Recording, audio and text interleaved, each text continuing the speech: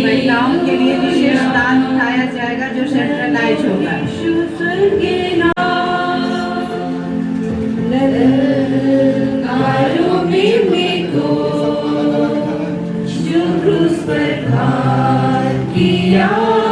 मैं इसको लगातार पढ़ती गई तो मैंने कई सारी बातों को इसमें पाया और सचमुच में मैं उसके जीवन से प्रभावित हुई।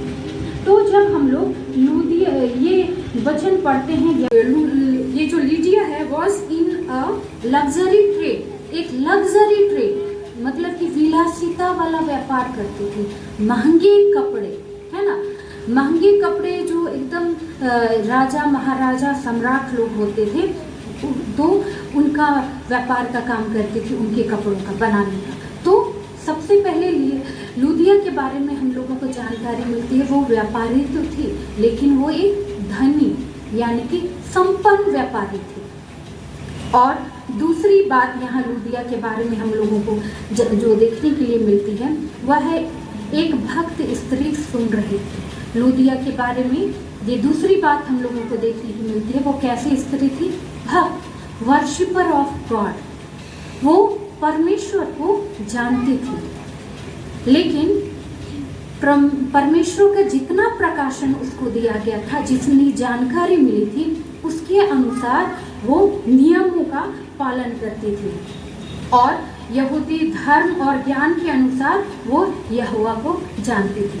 तो लूदिया के बारे में यहाँ पर दो बातों को हम लोगों ने देखा, एक तो वो धनी व्यक्ति थी और दूसरी वो भक्त स्त्री थी। जितना प्रकाशन उसको मिला था, भक्त, वर्शिपर ऑफ गॉड यानी कि वो परमेश्वर की दासी थी और नियमों का पालन करती थी। लूदिया ने यूरोप में सेवकाई के काम को आगे बढ़ाने में एक बहुत बड़ी जिम्मेदारी को निभाई और जबकि अपना घर परमेश्वर के काम के लिए दे दिया, तो हम लोग यहाँ पर देख सकते हैं कि उसके द्वारा यूरोप में वचन का प्रचार और प्रसार हुआ।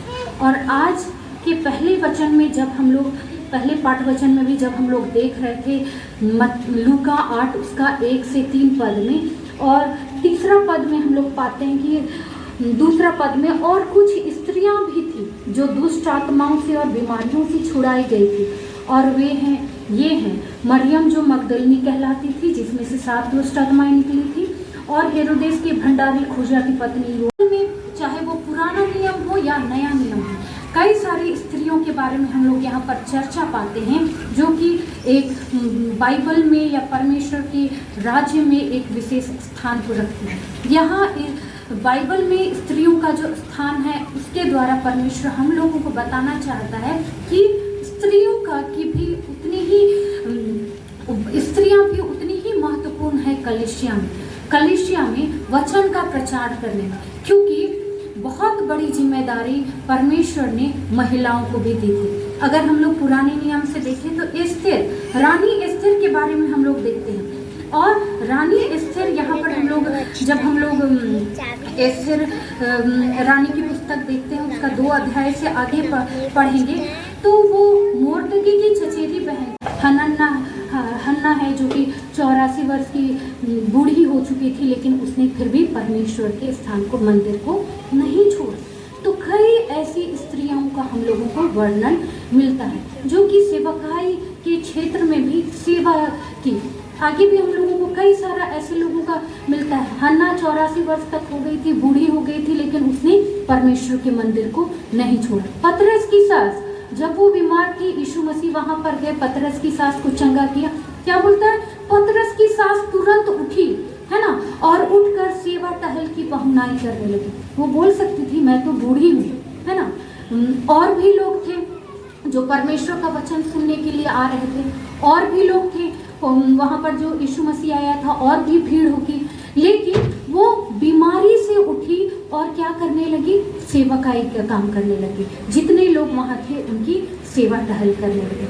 तो कई सारी ऐसी महिलाएं हैं जिसकी चर्चा हम लोग नए नियम में भी पाते हैं, पुराने नियम में भी इस्तेमाल किया गया और नए नियम में भी महिलाओं को देखा जाता है कि किस तरीके से वो लोग वचन के प्रचार में, सेवकाई के कामों में ना सिर्फ यीशु मसीह के बल्कि प्रभु के दासों को वो लोग सहायता करते हैं। और